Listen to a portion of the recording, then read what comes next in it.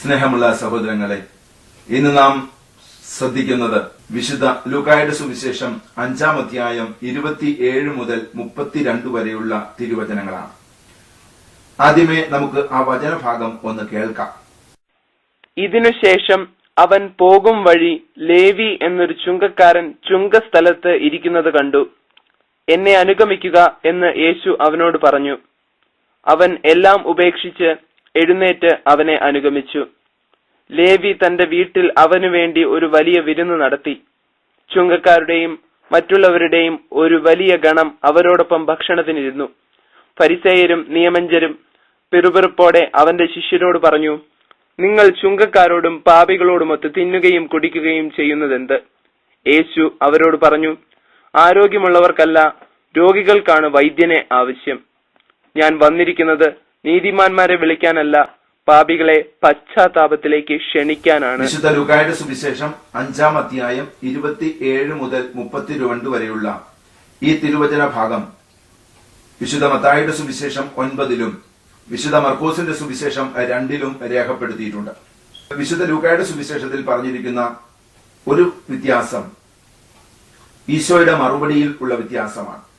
ഈശോയുടെ മറുപടിയിൽ ഈശോ പറയുന്നത് ഇങ്ങനെയാണ്: ആരോഗ്യമുള്ളവർക്കല്ല, രോഗികൾക്കാണ് വൈദ്യനെ കൊണ്ട് ആവശ്യം. ഞാൻ വന്നിരിക്കുന്നത് നീതിമാന്മാരെ തേടിയല്ല, പാപികളെ പശ്ചാത്താപത്തിലേക്ക് ക്ഷണിക്കുവാനാണ്. വിശുദ്ധ മത്തായിയുടെ സുവിശേഷവും വിശുദ്ധ മർക്കോസിന്റെ സുവിശേഷത്തിലും പറഞ്ഞിരിക്കുന്നത് ഞാൻ വന്നിരിക്കുന്നത് നീതിമാന്മാരെ തേടിയല്ല, പാപികളെ ക്ഷണിക്കുവാനാണ്, പാപികളെ വിളിക്കുവാനാണ് എന്നാണ്. എന്നാൽ വിശുദ്ധ ലൂക്ക മാത്രം ഇങ്ങനെ എഴുതിയിരിക്കുന്നു: പാപികളെ പശ്ചാത്താപത്തിലേക്ക് ക്ഷണിക്കുവാനാണ് ഞാൻ വന്നിരിക്കുന്നത് എന്നാണ്. വിശുദ്ധ മത്തായിയുടെ സുവിശേഷത്തിൽ മത്തായിയെ വിളിക്കുന്നു എന്ന് എഴുതിയിരിക്കുന്നു. മറ്റ് 2 സുവിശേഷത്തിലും ലേവി എന്നാണ് എഴുതിയിരിക്കുക. അതോടൊപ്പം തന്നെ വിശുദ്ധ മത്തായിയുടെ സുവിശേഷത്തിൽ ബലിയല്ല, കരുണയാണ് ഞാൻ ആഗ്രഹിക്കുന്നത് എന്നൊരു ഭാഗവും കൂടി ചേർത്തിട്ടുണ്ട്. ഇത്രയുമൊക്കെയാണ് പെട്ടെന്നുള്ള ചില വ്യത്യാസങ്ങൾ അതിലുള്ളത്. ഈശോയുടെ യാത്രാവേളയിൽ ചുങ്കസ്ഥലത്തിരിക്കുന്ന ലേവിയെ കാണുന്നു. ലേവിയോട് എന്നെ അനുഗമിക്കുവാൻ പറയുന്നു. ലേവി അവനെ അനുഗമിച്ചു. പിന്നീട് ലേവി തന്റെ വീട്ടില് ഒരു വിരുന്നൊരുക്കുന്നു. ഈശോ അവിടെ വരുന്നു. ഫരിസേയര് ഒരു ചോദ്യം ചോദിക്കുന്നു. ആ ചോദ്യത്തിന് ഉത്തരം ഈശോ പറയുന്നു. ഇത്രയുമാണ് സംഭവം. നമുക്കിതൊന്ന് ചിന്തിക്കാം, ധ്യാനിക്കാം. ചുങ്കസ്ഥലത്ത് മത്തായി അല്ലെങ്കിൽ ചുങ്കസ്ഥലത്ത് ഇരിക്കുന്ന ലേവി ഈശോയെ കാണുവാനാണോ? അവൻ എന്തുകൊണ്ടാണ് അവിടെ ഇരിക്കുന്നത്? സ്വസ്ഥതയില്ലാഞ്ഞിട്ടാണോ? സമാധാനമില്ലാഞ്ഞിട്ടാണോ? ഒന്നൊന്നും അറിയില്ല. അവൻ ചുങ്കസ്ഥലത്ത് ഇരിക്കുകയാണ്. ഈശോ ആ വഴിയെ യാത്ര പോകുന്നു. ദൈവം ഹൃദയഭാവങ്ങൾ ശ്രദ്ധിക്കുന്നവനാണ്. അപ്പോൾ ഇതുപോലെ തന്നെയുള്ള ഈശോയുടെ ഒരു യാത്രാവേളയിലായിരുന്നു സക്കേബൂസ് സിക്കമൂർ മരത്തിന്റെ മുകളിൽ കയറിയത്. തന്നെ ഒന്ന് കാണണം, ഈശോയെ ഒന്ന് കാണണം എന്ന ആഗ്രഹമായിരുന്നു സക്കേബൂസിന്. ആ മരത്തിന്റെ ചുവട്ടിലെത്തിയപ്പോൾ ഈശോ പറഞ്ഞു, സക്കേബൂസെ ഇറങ്ങി വരിക എന്ന്. ഇതുപോലെ ഈശോ അവനെ കണ്ടു എന്നാണ് പറയുന്നത്. ഇവൻ ഈശോയെ വിളിക്കുന്നതായിട്ടൊന്നും വചനത്തിൽ വ്യക്തമാക്കുന്നില്ല. എന്നാൽ ഈശോ അവനെ കാണുന്നു എങ്കിൽ അവന്റെ ഉള്ളിന്റെ ഉള്ളിൽ നിന്ന് ഒരു വിളി ഉയർന്നിട്ടില്ലേ എന്ന് ഞാൻ സംശയിക്കുകയാണ്.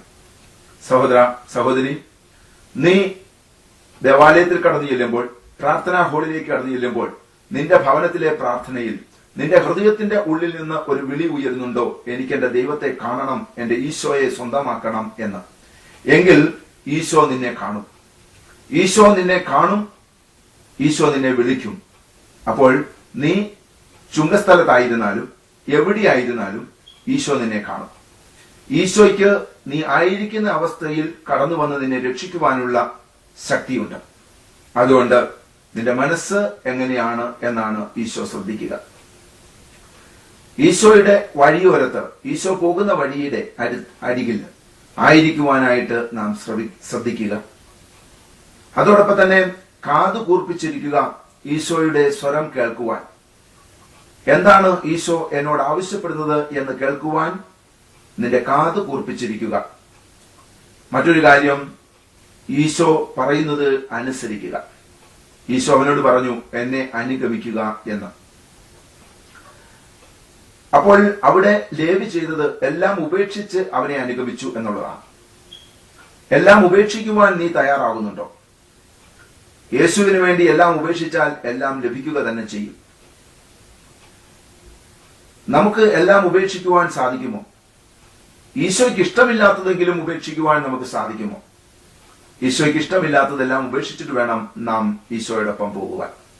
ഈശോ അനുഗമിക്കുവാൻ പറഞ്ഞു. ഉടനെ തന്നെ ലേവി എഴുന്നേറ്റ് അവനെ അനുഗമിച്ചു. നമുക്ക് എഴുന്നേൽക്കുവാൻ സാധിക്കുമോ?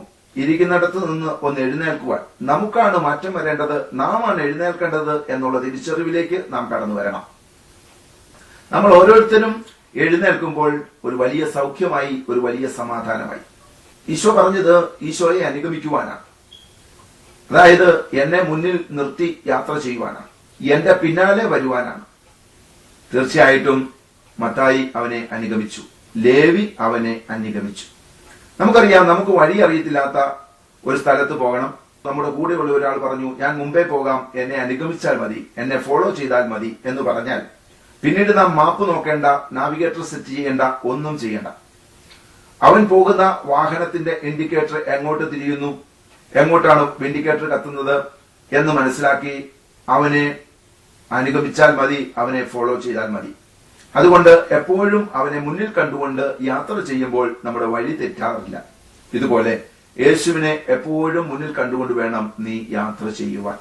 പിന്നെ നടക്കുന്ന സംഭവം പെട്ടെന്നുണ്ടായ ഒരു സംഭവമാകണമെന്ന് നിർബന്ധമൊന്നുമില്ല. ഈശോ പറഞ്ഞു എന്നെ അനുഗമിക്കുവാൻ.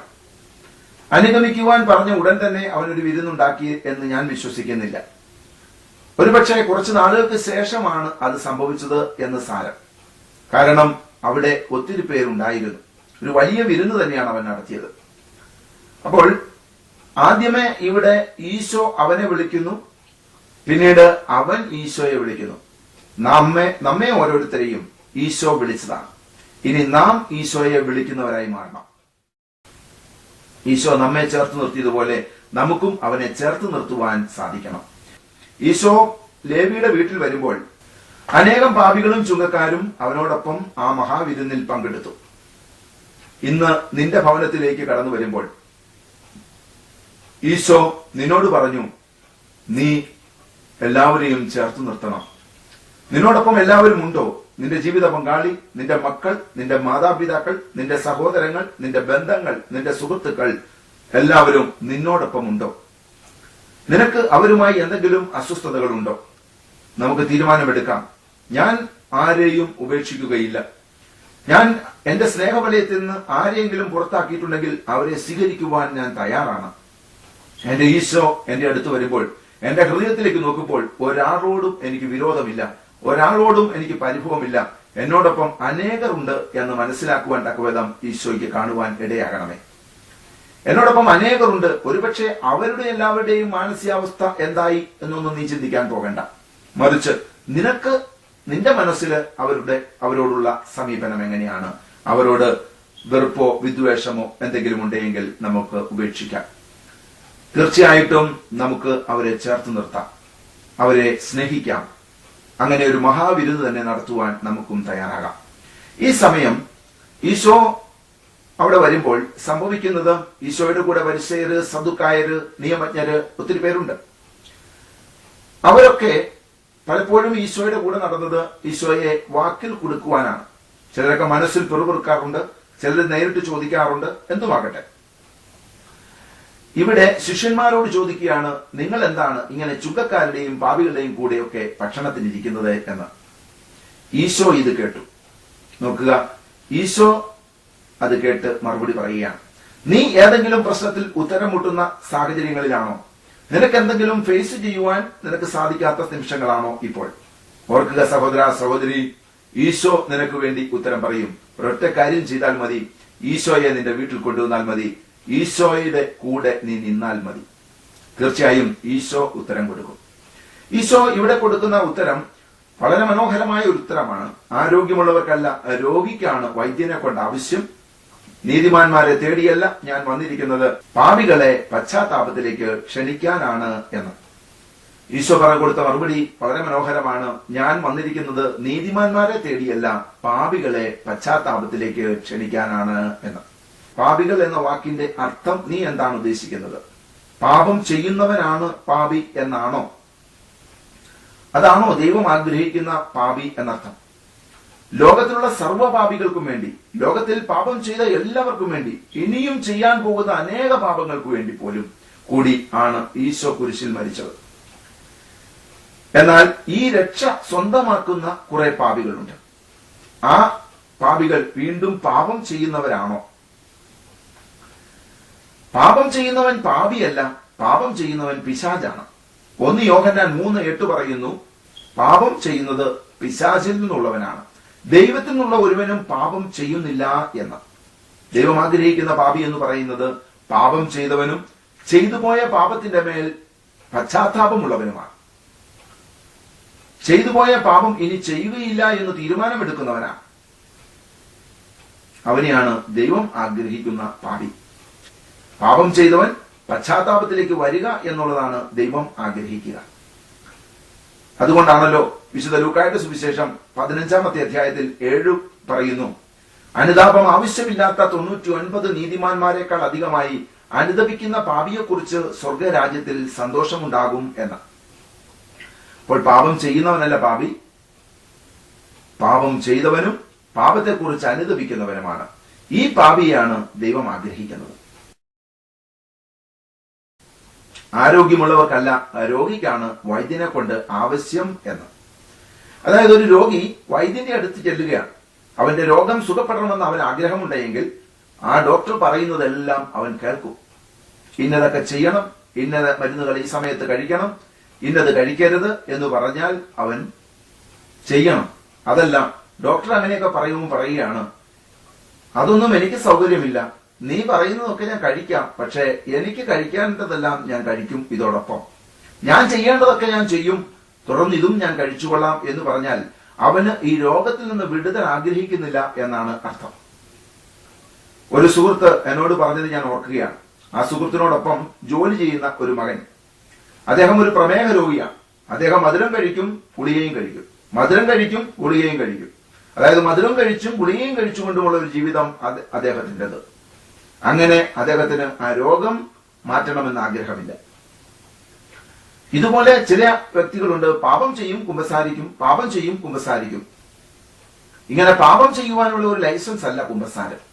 വിശുദ്ധ കുമ്പസാരം ഒരു വലിയ ഉദാശയാണ്. ഒരു പാപി വിശുദ്ധനായി വിശുദ്ധിയായി ഇറങ്ങി വരുന്ന ഇടമാണ്. ഒരു സ്വർഗമാണ് കുമ്പസാരക്കൂട്. അനുതാപത്തോടെ ദൈവത്തിന്റെ സന്നിധിയിൽ നീ പാപങ്ങൾ ഏറ്റുപറഞ്ഞിട്ട് നീ ഇറങ്ങി വരുമ്പോൾ, അനുതാപത്തോടെ പാപങ്ങൾ ഏറ്റുപറഞ്ഞ് കുമ്പസാരക്കൂട്ടിൽ നിന്ന് നീ ഇറങ്ങി വരുമ്പോൾ നീ ഒരു വിശുദ്ധനാണ്. സഹോദരി, നീ ഒരു വിശുദ്ധയാണ്. നീ വിശുദ്ധനാണോ വിശുദ്ധയാണോ എന്നറിയുവാൻ ചില അടയാളങ്ങളുണ്ട്. അത് നിന്റെ കണ്ണിൽ കണ്ണുനീർ പൊടിഞ്ഞിരിക്കും. നീ പാപങ്ങളെക്കുറിച്ച് അനുതപിച്ചിട്ടുണ്ടെങ്കിൽ അതാണ് ഒരു അടയാളം. വിശുദ്ധ കുമ്പസാരത്തിന് ഒരുങ്ങുവാൻ സഭ നമ്മെ പഠിപ്പിക്കുന്ന 5 കാര്യങ്ങളുണ്ട്. പാപങ്ങൾ ക്രമമായി ഓർക്കുക, പാപത്തെക്കുറിച്ച് പശ്ചാത്തപിക്കുക, മേലിൽ പാപം ചെയ്യുകയില്ലെന്ന് തീരുമാനമെടുക്കുക, ചെയ്തുപോയ പാപങ്ങൾ വൈദികനോട് ഏറ്റുപറയുക, വൈദികൻ കൽപ്പിക്കുന്ന പ്രായശ്ചിത്തം നടത്തുക. അതുകൊണ്ട് സഹോദര സഹോദരി, ഈ നോയമ്പ് കാലം ഒരു നല്ല കുമ്പസാരത്തിന് നിന്നെ ഒരുക്കട്ടെ. കേൾക്കുന്ന വചനങ്ങളിലൂടെ നിന്റെ പാപങ്ങളെക്കുറിച്ചുള്ള ഒരു ബോധ്യമുണ്ടാകുവാനും അങ്ങനെ പാപങ്ങളെ ഏറ്റുപറഞ്ഞ് ഒരു വിശുദ്ധനായി ഒരു വിശുദ്ധിയായി ഈശോയ്ക്ക് ഇഷ്ടമുള്ള ഒരു മകനായി ഒരു മകളായി ജീവിക്കുവാൻ നിനക്ക് ഇടയാകട്ടെ. നമുക്ക് ഓരോരുത്തർക്കും അതിന് ശ്രമിക്കാം. ദൈവം നമ്മെ സമൃദ്ധമായി അനുഗ്രഹിക്കട്ടെ. വഴിയരികിൽ പഥികനായി കാത്തു നിൽക്കും നാഥൻ, വഴിതെറ്റിയാൽ സ്നേഹമോടെ തേടിയെത്തും നാഥൻ. വഴിയരികിൽ പഥികനായി കാത്തു നിൽക്കും നാഥൻ, വഴിതെറ്റിയാൽ സ്നേഹമോടെ തേടിയെത്തും നാഥൻ. അകലെ നിന്നും കാണും നേരമോടിയെത്തും ചാരേ, സ്നേഹമോടെ ചേർത്തു നിർത്തിയും വയ്ക്കും നാഥൻ. അകലെ നിന്നും കാണും നേരമോടിയെത്തും ചാരേ, സ്നേഹമോടെ ചേർത്തു നിർത്തിയും വയ്ക്കും നാഥൻ. വഴിയരികിൽ പഥികനായി കാത്തു നിൽക്കും നാഥൻ, വഴിതെറ്റിയാൽ സ്നേഹമോടെ തേടിയെത്തും നാഥൻ.